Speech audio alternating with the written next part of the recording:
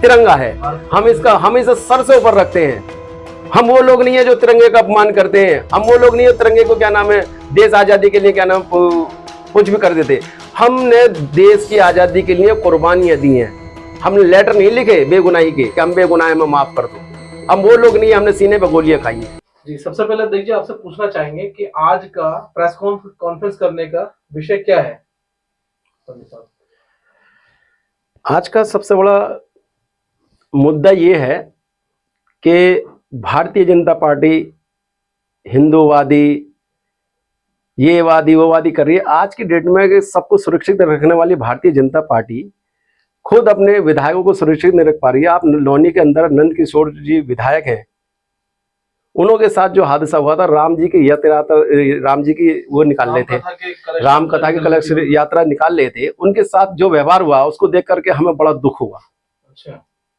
और उस दुख को हमने साझा करने के लिए अपने साथ लोनी से परिवार साहब को बुलाया है और ये पूरी स्थिति को पूरा सब कुछ ये बताएंगे कि वहां पे ऐसा हुआ क्या। और हिंद अमन पार्टी अपनी तरफ से पूरा सपोर्ट कर रही है और ऐसा कर रही है ताकि आने वाले समय में ऐसा किसी के साथ ना हो। पहलवान जी, अभी तो आपने जस्ट 2 दिन पहले एक बड़ा ज्ञापन दिया, प्रधानमंत्री जी को ज्ञापन भेजा। आपने जो है काफी जो है अपने सामाजिक कार्यकर्ताओं के साथ मिलकर जो है वो घेराव करा। घेराव क्या, आप ज्ञापन देने के लिए गए हुए थे। काफी नारेबाजी आपकी वायरल हुई है कमिश्नर के खिलाफ, एसएचओ अंकुर विहार के खिलाफ, एसीपी के खिलाफ। तो क्या लगता है कि आपको कि आज आप जो है आपके पास जब निमंत्रण जाता है हिंद अमन पार्टी का कि वो कहीं ना कहीं आपको सहयोग करना चाहते हैं, तो आज आप जो है इनके साथ एक ही मंच पर साझा कर रहे हैं तमाम विषयों पर, तो क्या सोच है, क्या कोई बड़ी प्लानिंग है इन तमाम चीजों को लेकर? देखिए, सबसे पहले तो मैं सभी पत्रकार बंधुओं का, आप सभी का मैं धन्यवाद और आभार प्रकट करना चाहता हूं। और उसके साथ ही मैं बहुत ही हृदय से हिंद अमन पार्टी के राष्ट्रीय अध्यक्ष श्री असलम बर्नी साहब का भी मैं आभार एवं धन्यवाद प्रकट करना चाहता हूं।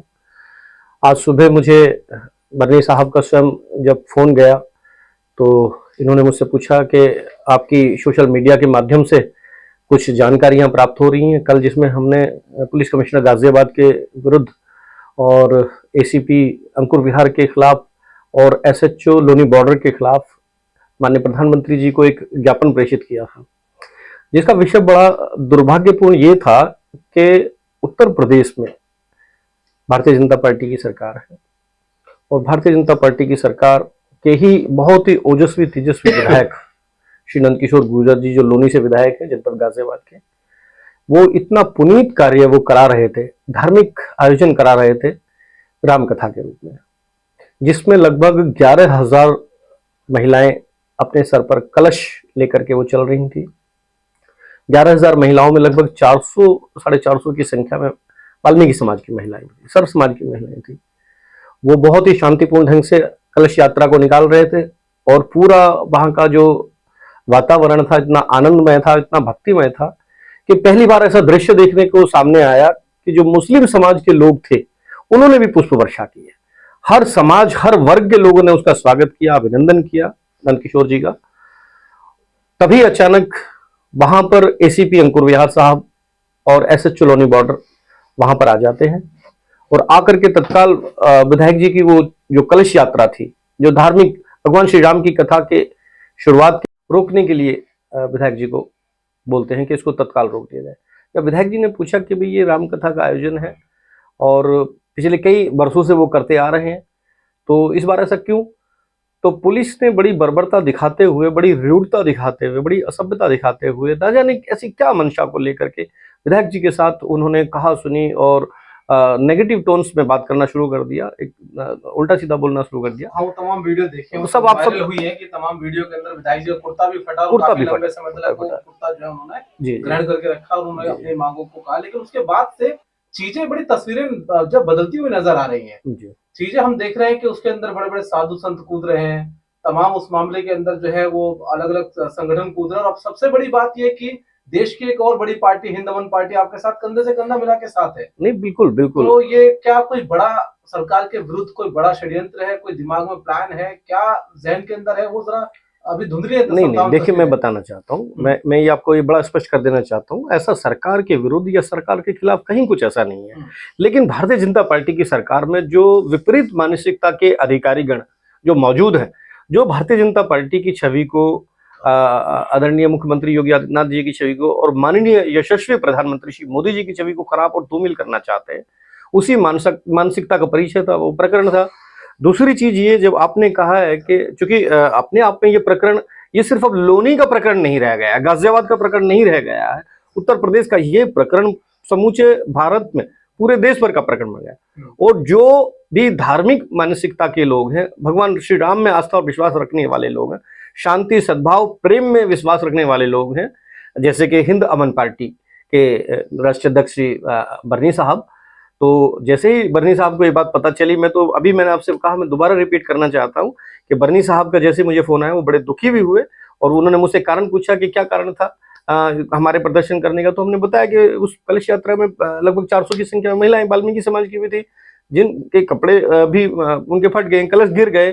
तो बड़ा बरनी साहब ने बड़ा दुख और खेद व्यक्त किया इस बात पे। साहब, बहुसंख्यक समाज के ये लोग थे जिन्हें कहा जाता है कि ये बहुसंख्यक है, हिंदू समाज है, और 80-20 की कहानी जो है गढ़ी जाती है कहीं ना कहीं चुनाव के दौरान कि 80 और 20 का मुकाबला है, तो इस तरह की बातें। लेकिन अब बहुसंख्यक सेफ नहीं है, कैसे देख रहे हैं तमाम चीजों को? देखिएगा, मैं तो पहले ये बताना चाहूंगा, मेरी तो हमारी समझ में ये नहीं आ पा रही कि सरकार किसकी चल रही है।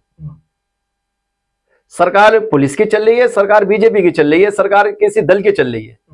आप अभी पिछले साल देख लीजिए, नमाज पढ़तों में लाते मारी गई दिल्ली के अंदर, उसको सजा क्या दी गई, ट्रांसफर कर दिया गया, उसको लाइन हाजिर कर दिया गया, 10 दिन बाद उसको फिर बहाल कर दिया गया।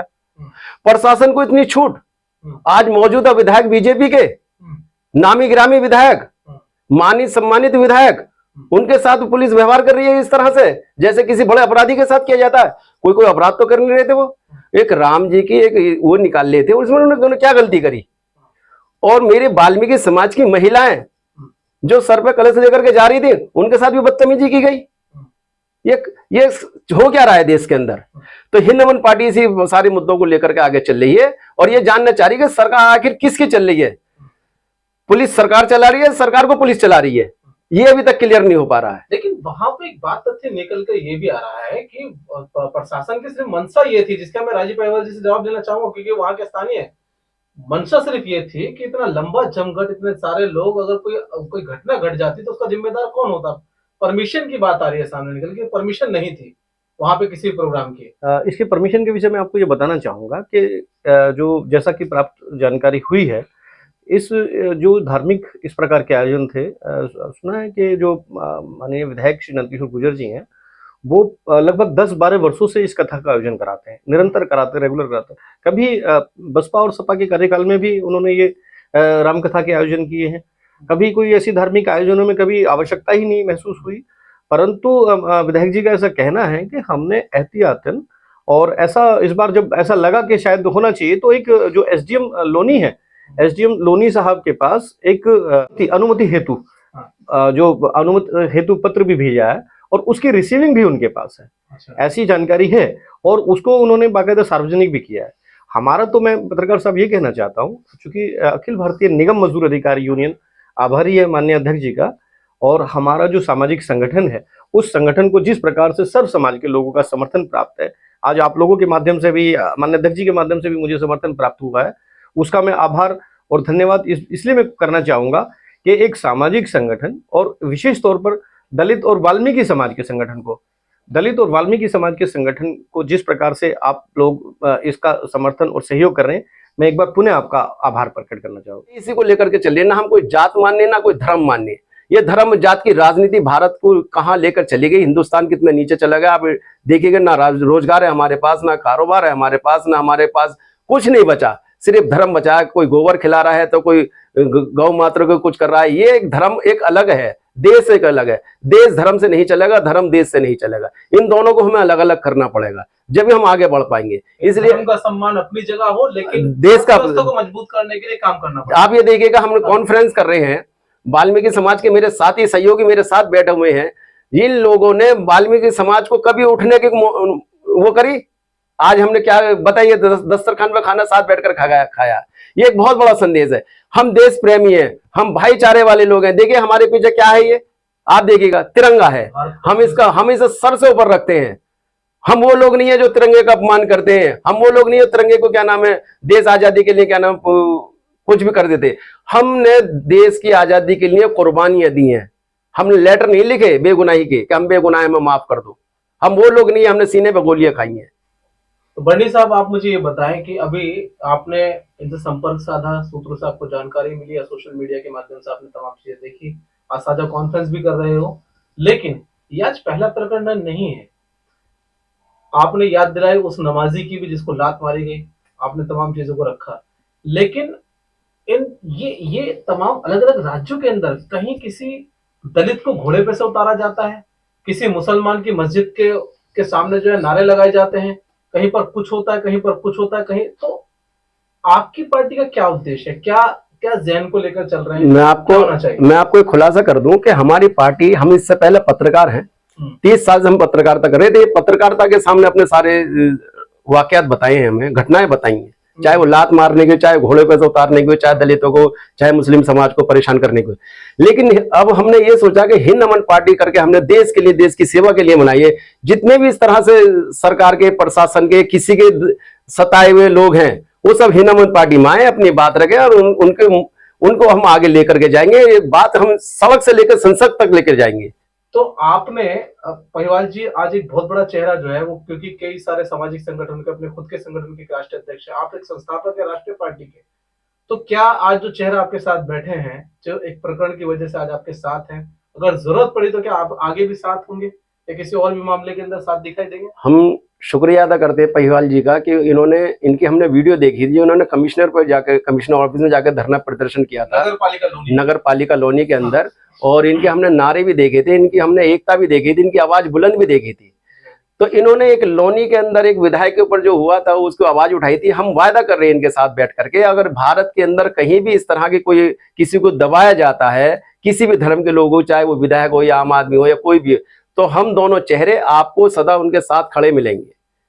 बहुत बहुत धन्यवाद। मैं आज माननीय अध्यक्ष श्री असलम बर्नी साहब, राष्ट्रीय अध्यक्ष हिंद अमन पार्टी का धन्यवाद और हृदय से आभार प्रकट करना चाहता हूं कि वाल्मीकि समाज के और सामाजिक आवाज को बुलंद करते हुए हमारे सामाजिक संगठन अखिल भारतीय निगम मजदूर अधिकारी यूनियन को अपना समर्थन और सहयोग और आशीर्वाद देने का जो आपने मुझे पत्र दिया है, इसके लिए हमारा सामाजिक संगठन अखिल भारतीय निगम मजदूर अधिकारी यूनियन आपका सदैव आभार प्रकट करता रहेगा। धन्यवाद।